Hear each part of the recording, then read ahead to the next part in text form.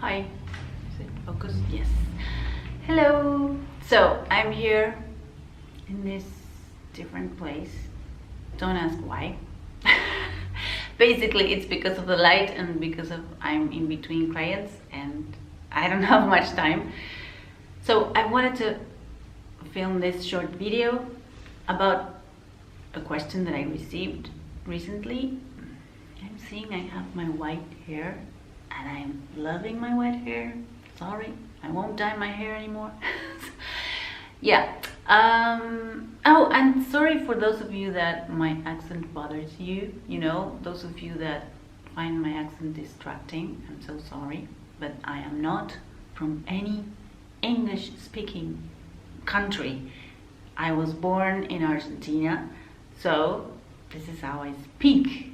Thank God I can speak English, because here this is not normal. We live, you know, my country is near all Spanish-speaking countries, so it's good that I speak English. And if you don't like my accent, you are very welcome to not watch this video, okay? Just saying, you have the option, you know. I want to speak in English because I love languages and I like to practice my English. So yeah. But anyway, so I received comments around the subject of confidence, of codependency, of not being assertive enough, of trying to be assertive, and all that. And so I filmed a longer video in Spanish, but in English I don't have much time today, I'm sorry. So this is going to be different. But I have my notes here that I wrote. Nothing is more important than remaining true to you, you know? But this is not something that I'm saying because, oh, sounds good, like it's new agey, and nothing is more important than remaining, you know, than remaining true to you, to yourself. No, it's because it's actually important that you remain true to yourself, because that's the way that you're going to do what you're supposed to do here on earth. Okay? And that's how I turned from psychology to spirituality and weirdness. But really, it's important that you remain true to yourself, because that's the way that you're going to be more you. And we need you to be more you. Everybody does. Your family, your parents, your neighbor. Everybody needs you to be more you. So being confident implies that you are going back to you. So that's one thing. And being authentic. So being authentic allows you to be vulnerable and do not care about what happens if I contradict my narcissistic friend, right? What happens? So he or she will be mad at me. And in the end, that's great, because she leaves and there's no contact right there for you. And, or, you know, if you have an area of your life where it's difficult to say no, to impose your thoughts, your needs, I say it's important that you do that, okay? That we know. So understanding where this comes from is one of the ways to combat that. This comes from training, growing up with narcissistic parents, where you were trained to say yes where you wanted to say no. They would say, oh, you're not tired, you know, you're not sad, you're just tired. Oh, don't be so angry, you know, you don't have a right to be angry, or all that, you know. And then you learn to disappear, basically, to lose yourself. You basically learn to not exist, to not have an opinion, to not impose what you need, you know. You ignore completely that stage growing up, we all have that stage where we say, no, that's mine, this is mine, and you get angry and you say, no, no, no, no, this is mine, I want this, or I want chocolate ice cream, and that's all I want. That stage was deleted somehow by your training growing up, okay? So we need to undo that, and you need to grab your inner child and say to that child, yeah, we're going to do what's best for us. Because the monster that would come up and deny what you say, or got angry when you would express what you felt or whatever, that person won't be there anymore, because I'm an adult and I'm in charge. And I don't care what other people say, you know. I can say no, and I will say no whenever I feel and I think and I believe that is best for us, my inner child and me. That's one thing. That's the idea, okay? And I know I'm saying this and it sounds, oh yeah, you should do this and that, but that's the idea that I want you to think about, you know. Start by thinking about those things. And then have the idea that you cannot control what other people say or how they react. So you cannot control how people will react to whatever you say, right? So in this situation that is hard for you to not be codependent, to not have codependent behaviors, I would advise for you to use mindfulness, go back to you, to yourself, to your presence, to breathe in and out, you know. Do this regularly. You have to have this practice of mindfulness. And I usually I post mindfulness practices in my Instagram, so you can find that there. It's Eclectic at Eclectic. You can go there and find practices where you can practice. It's like a muscle, and then you can be more present, be on the daily, you find that you're more present, right? So that's the idea. Use mindfulness to be in that moment where you know you're being codependent, where you know you're not being assertive, and work on stopping yourself. You know how in movies they stop time.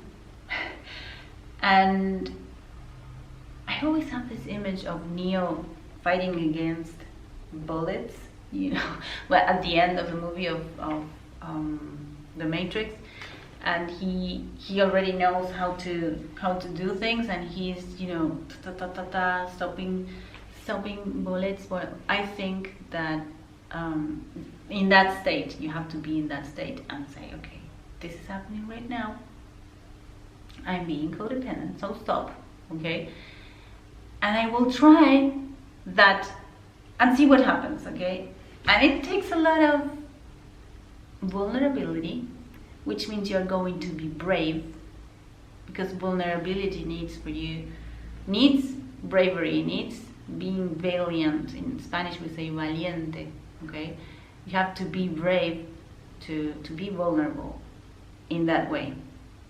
When it comes to codependency and assertiveness, you have to be brave in that sense and say, I'm going to be vulnerable and not a coward, you know, and I won't betray myself. This is the main thing, not betraying yourself. That should be your focus, right? So you go back to you so that you don't betray yourself. And be true to yourself. So the idea is mindfulness, go back to you constantly. Practice that muscle of going back to you, so that you can stop yourself in the moment. Be vulnerable, allow yourself to be vulnerable, and be brave, valiente, to say no, to say whatever it is that you want to say, and be true to you. Do not betray yourself. I like this Fritz Perls prayer, the Gestalt prayer, that says, I lack love for myself when in any attempt to please you, I betray myself. I like that, because that should be the codependent prayer, right? You are betraying yourself, so it's too expensive emotionally to be codependent. So you are worth so much, you know, that it's very important that you work on your self-esteem as well, because this is a matter of self-esteem also. You have to have this self-esteem of still. You have to know that you have your self-worth, that you're so valuable that you won't allow this to happen, okay? This is not happening. I'm going to betray myself if I keep acting codependently. It's a betrayal of the self, I think. And that's why it's so hurtful. It hurts. And also, it's fake. That's the bitter part. It's fake because you are being fake to others and to yourself. You're being fake, false, because you're not being true to yourself. So maybe you guys that tend to be more codependent usually are good people. You are such good people, but if I tell you that you're being fake, that's when maybe something will click and you will say, whoa, whoa, whoa, whoa. No, the narcissist is fake. Yeah, the narcissist is fake, but the codependent is also fake in that sense, right? It's not true to him or herself.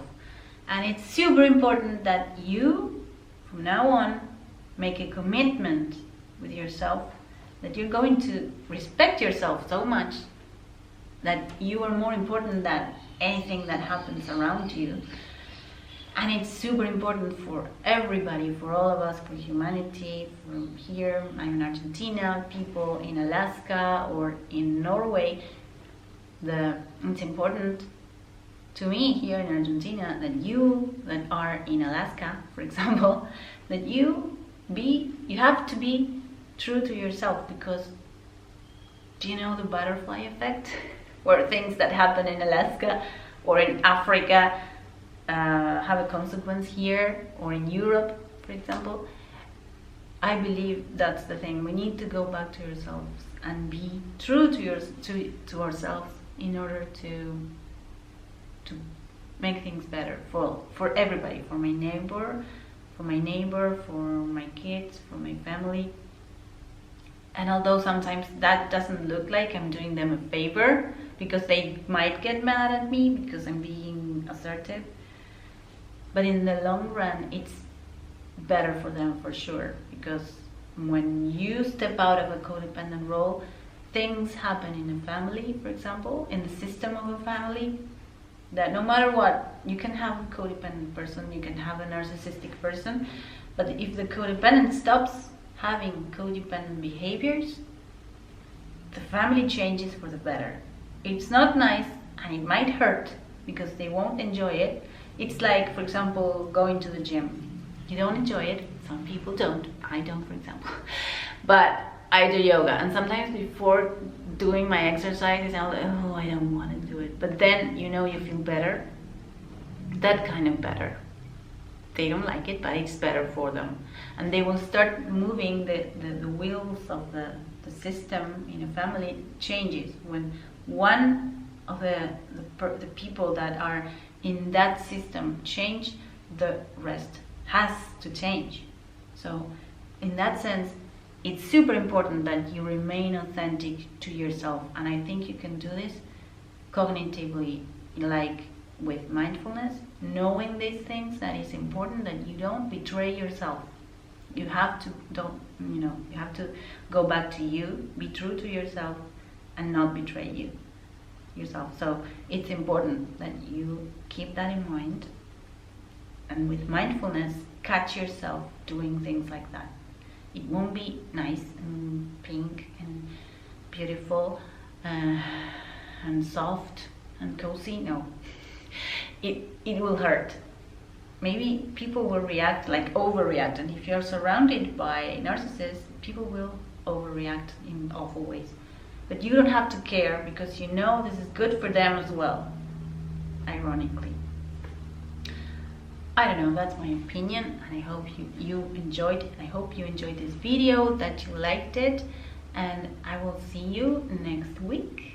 Thank you so much for being here. Please like the video, subscribe, and all that. We are a very small channel. I'm growing more in Spanish. apparently I speak better in my own language. I think that's the cause of it.